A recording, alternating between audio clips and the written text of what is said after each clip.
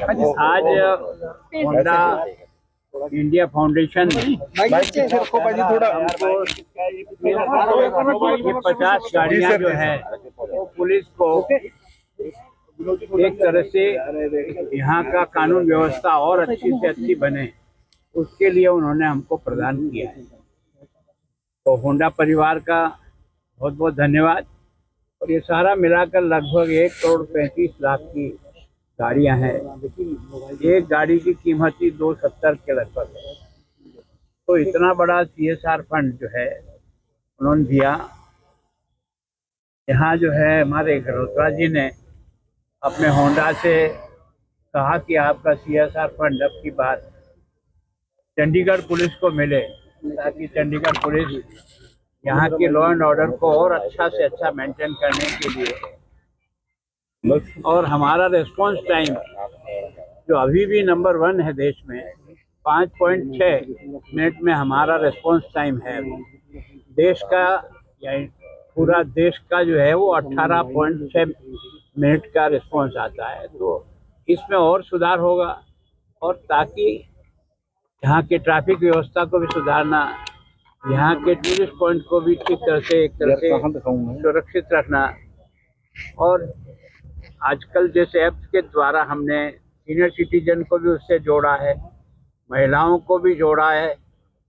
112 की जो कॉल आती है तो उसके कारण से हम तुरंत उनको सहायता पहुंचा सकें, इसके लिए बहुत बड़ा एक तरह से सुधार का कार्यक्रम होगा।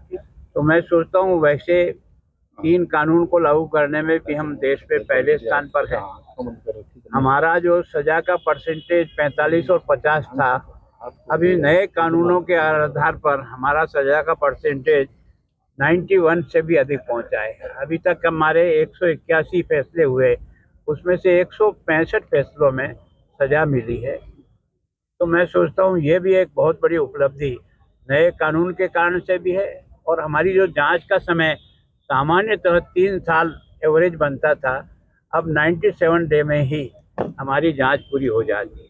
और पॉक्सो एक्ट में हम आज भी देश में सबसे जल्दी जांच करके, तो हमारा जो एवरेज आता है वो 60 दिन में हम पॉक्सो एक्ट के चालान और सारी प्रक्रिया पूरी कर लेते हैं।